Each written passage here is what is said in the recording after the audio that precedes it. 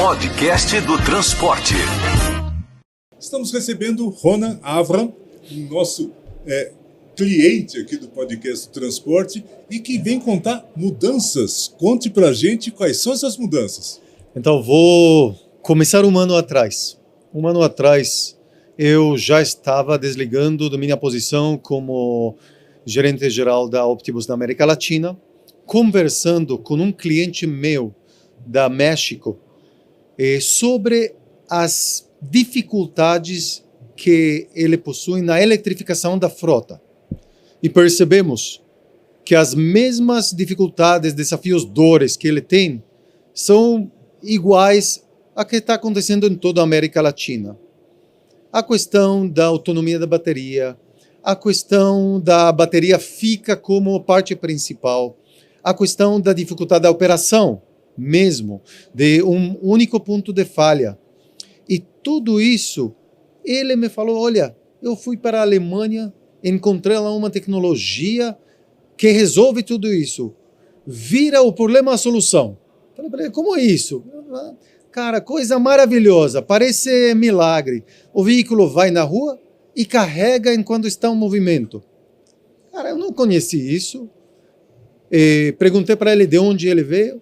E ele falou, é tecnologia israelense ainda. Foi atrás, foi na fábrica, foi nos clientes e percebi que a eficiência da solução realmente permite carregar veículos elétricos em geral e veículos de transporte público em particular de forma eficiente como se for um carregamento tradicional. E a partir do início desse ano assumi o cargo de desenvolvimento de negócio para essa tecnologia aqui na América Latina. Certo. E como chama a tecnologia, como chama a empresa? A empresa se chama Electrion. Certo.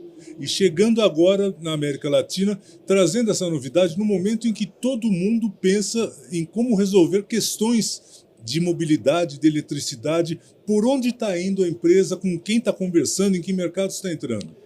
Então, como a empresa possui a necessidade, ou na verdade a necessidade de tanto falar com autoridades, falar com operadores e com fabricantes, estamos com essas três frentes, porque esse triângulo que permite o transporte público operar de forma eficiente.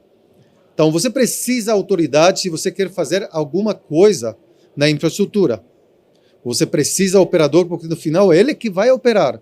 E você precisa do fabricante onde vai se instalando os receptores da eletricidade. De janeiro, fevereiro para cá, nós fizemos diferentes estudos. Porto Alegre, Curitiba, Rio de Janeiro, São Paulo, Sorocaba e Goiânia, onde foi mostrado como complementar em algumas rotas, principalmente BRTs, a tecnologia de recarga sem fio da Electrion com a infraestrutura existente. As autoridades ou operadores, dependendo do modelo econômico, conseguem diminuir o tamanho da bateria, aumentar a autonomia dos veículos, diminuir o peso dos veículos e, consequentemente, facilitar a operação e diminuir o custo do projeto por o tempo da concessão, ou seja, 10, 15 anos. Isso é uma coisa interessante na medida em que, em muitos casos, quem está comprando o veículo é o prefeito, é a cidade. E, portanto, aí o fornecedor, na prática, ele precisa mostrar esse tipo de diferencial. Os prefeitos, as autoridades estão ligadas nisso? Total, ou seja, nossa conversa não começa, mas sempre involucra também nas autoridades, porque no final, indiferente se ele compra, se ele financia, ele faz parte da solução. Então, mesmo que ele subsidie o transporte público, no final, quando vem para a concessão, tem uma diferença enorme se você utiliza a bateria de tamanho X ou tamanho menor, que permite, primeiro, uma autonomia maior do veículo, preço menor do veículo e economia no projeto como si. Tá. E aí, para entender, aonde o investimento é maior? Seria na ponta da fabricação, na ponta da infraestrutura? aonde é onde é que precisa ter o investimento? Então, cada projeto é diferente e cada projeto tem que ser estudado. É aquela coisa que não existe uma solução na eletrificação que é correta para todas as cidades do mundo. Olha, até Londres parou ônibus ônibus elétrico porque não teve carga. Então, se aconteceu no Londres, a gente tem que aprender e realmente não passar por o mesmo problema. Quando olhamos um projeto por si, temos que olhar também as necessidades do projeto. Primeiro, qual a necessidade? Qual o quadro horário para dar um bom serviço para o cliente? Essa é a parte fundamental. Não mexer com o atendimento no cliente, só melhorar. Uma vez que temos o quadro horário, nós adaptamos a carga para que não exista um ponto de falha. Por exemplo, hoje, se você carrega todos os veículos na garagem, você tem 2 pontos de falha. Primeiro, você precisa a operação concentrar na garagem. E segundo, se alguma coisa aconteceu na garagem, a frota não sai. Então, distribuindo a carga durante o caminho permite para você mitigar esse problema. Aí você realmente faz um estudo onde é mais correto para essa operação colocar a carga. Será que são nos terminais? Será que nos pontos onde os passageiros embarcam e desembarcam? Ou serão uma combinação das duas coisas junto com carregadores tradicionais? Tudo isso leva cada projeto a ser separado e customizado às necessidades da autoridade, do operador e, no mais importante, do cliente. Certo. E aí compatibiliza com tecnologias, por exemplo, não só os carregadores que estão na garagem, como o BESS no meio do caminho, em alguns casos, como outros pontos, multipontos que estão sendo montados em algumas cidades. Essas tecnologias todas diferentes, o sistema da Electron conversa com todas elas? Primeiro que conversa. É muito importante entender em vários projetos ao redor do mundo, seja Noruega, seja Estados Unidos, nós conversamos e contemplamos carregadores tradicionais, o BESS ou algumas outras soluções. Nosso foco é como não tirar o veículo da rota dele e como facilitar toda a operação. Ou seja, podemos falar aqui de economia, de bateria. No final, se você conversa com todos os nossos clientes, eles vão falar, facilitou minha vida. É resolução na hora do problema. É exatamente isso. Muito bem.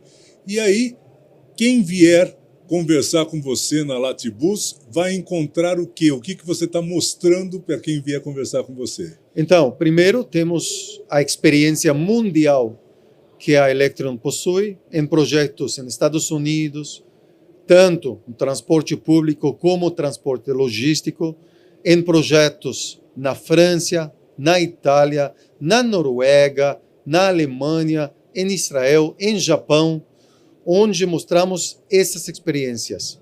Além disso, os estudos que foram feitos aqui no Brasil, estudos onde mostram como a operação está em Porto Alegre, como a operação está em Curitiba e como a Electron impacta positivamente essa operação, deixando a operação rodar e não ser o problema, mas ser a solução. Certo.